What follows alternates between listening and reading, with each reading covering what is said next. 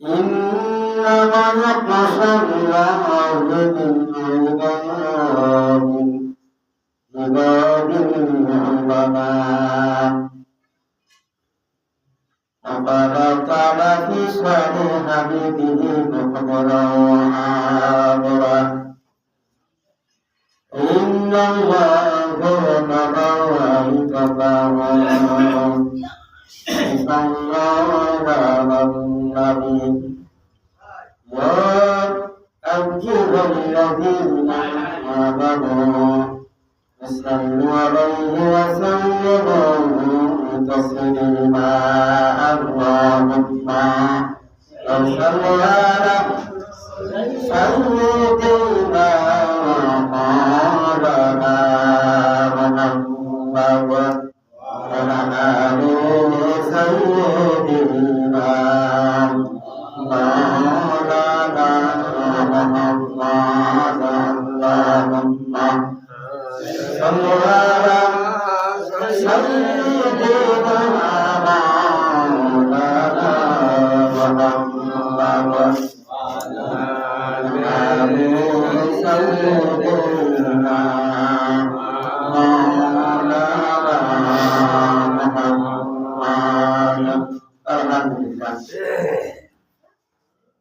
Alhamdulillah rabbil alamin wassalatu wassalamu ala rasulillah wa alihi wa sahbihi ajma'in. Mohonlah aku berdoa bersyukur Allah Rabbul Alamin এই পৃথিবীতে যত মাখলুক আল্লাহ সৃষ্টি করেছেন তার মধ্যে সর্বশ্রেষ্ঠ মাখলুক আল্লাহ মানব জাতিকে সৃষ্টি করেছেন। এই জন্য সেই মহান মালিকের দরবারে আমরা শুকর গুজার করি সবাই আলহামদুলিল্লাহ। বিশ্বনবী সাল্লাল্লাহু আলাইহি পাঠ করি জননী মানবতার মুক্তির দূত আল্লাহর কান্ডারি জননী একটি মাত্র কালিমাত তাইয়্যিবাত গ্রহণের মাধ্যমে গোটা দুনিয়ার সমস্ত মানব জাতিকে জান্নাতের সুসংবাদ দিয়েছেন। ওই নবী পাকের উপর আমরা বলে সালাম পাঠ করি সর্বদাই সাল্লাল্লাহু আলাইহি ওয়াসাল্লাম।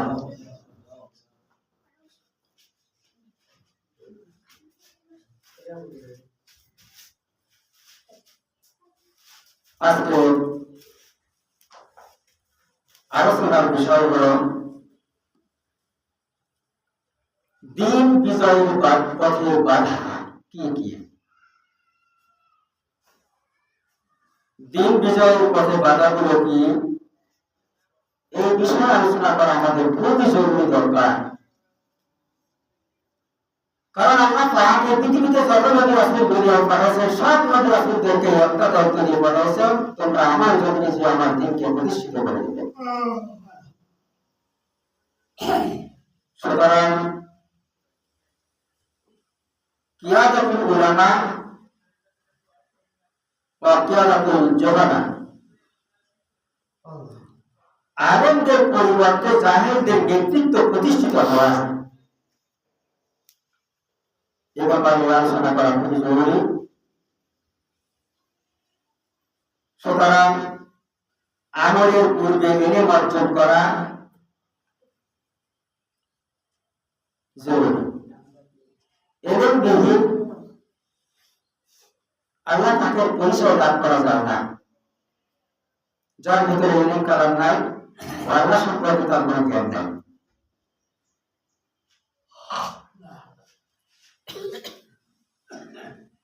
সুতরাং ইলম বিহীন আল্লাহ পাকের ইবাদত করা যায় না। যে ইলম কালাম যে জানে না সে ইবাদত করতে পারে না।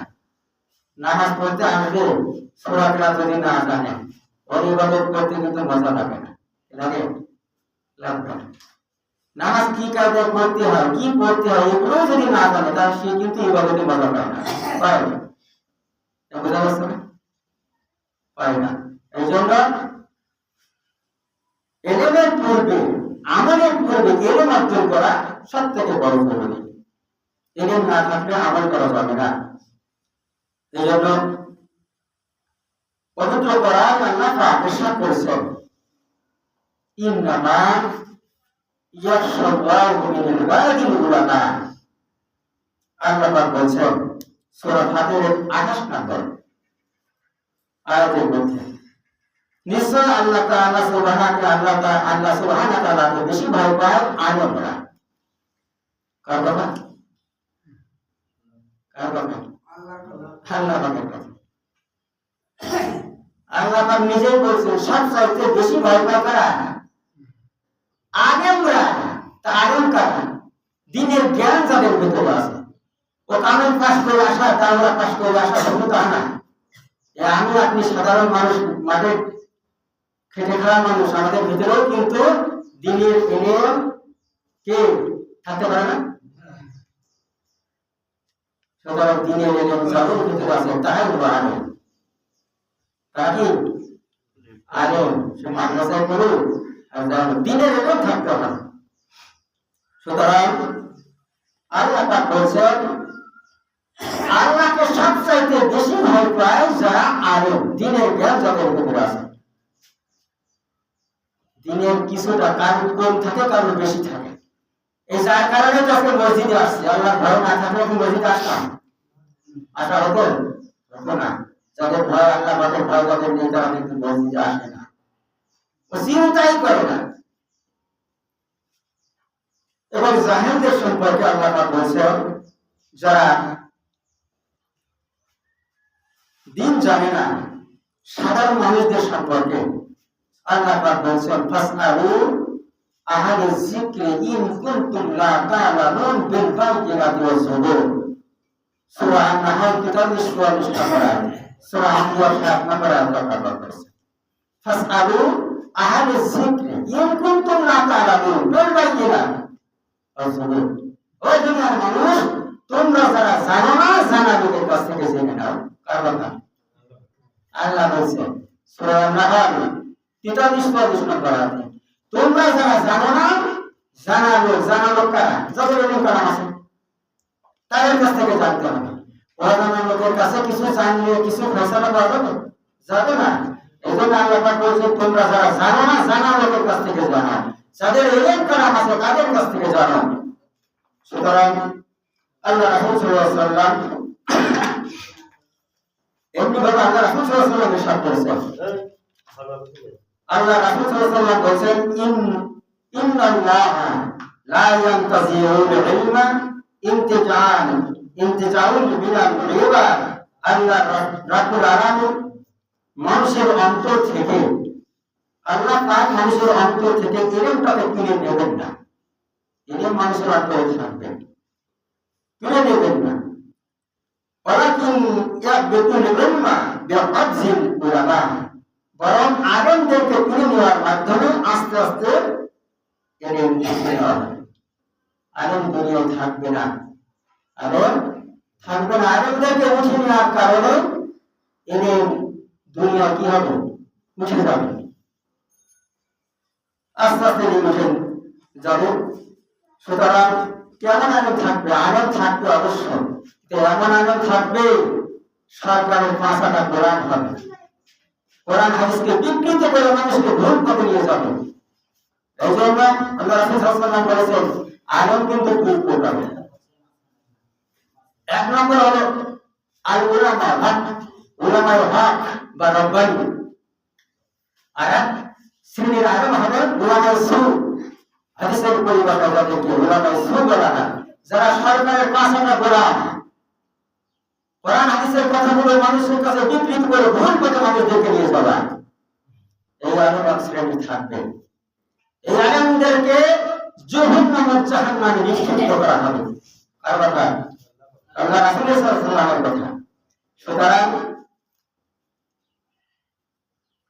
এই যারা জাহেল হবে আলেমদের কাছ থেকে ফতোয়া নেবে না, জাহেল যারা হবে, নেতা যারা দুনিয়ার মধ্যে যারা জাহেল মূর্খ নেতা হবে, তাদের কাছ থেকে মানুষ দৌড়াবে, ফতোয়া নেওয়া চলবে। যে একটু ফতোয়া দাও, কি করবে? সব আলেম যখন চলে যাবে, ইত্তাখাযান নাসরুসা জুহুরা, তখন মানুষেরা মূর্খ লোকদেরকে নেতা বানিয়ে নেবে এবং তাদের কাছে বিভিন্ন মাসলা সমস্যা সমাধান চেয়ে নেবে, মাসলা জেনে নেবে। মূর্খ লোকই মাসলা ফয়সালা দিতে পারবে না। তারা নিজেরা ভুল পথে চলে যাবে, ফয়সালা তাদেরকে যারা দিতে আসছে তাদেরকে ভুল পথে নিয়ে যেতে পারবে। এটা আল্লাহ রাসূলের হাদিসের সব। সুতরাং এবং নেতারা সেভাবে না জেনে ফতোয়া দেবে, এতে তারা নিজেরাও পথভ্রষ্ট হবে এবং অন্যদেরকেও পথভ্রষ্ট করবে। এমনি ভাবে ইমাম বুখারী রাদিয়াল্লাহু আনহু, ইমাম বুখারী রাদিয়াল্লাহু আনহু একটা বার্তান করেছেন, বাবুল ইলমি কাবলাল কওল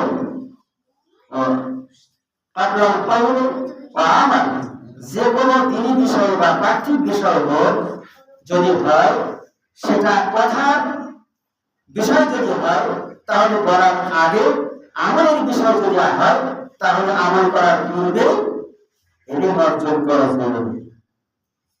এই জন্য ইলমের প্রতি গুরুত্ব দেওয়া হয়েছে। আগে ইলম, আগে জানতে হবে, আগে জানা, তারপরে কি মানা। না জানলে তো মানা যাবে না। সুতরাং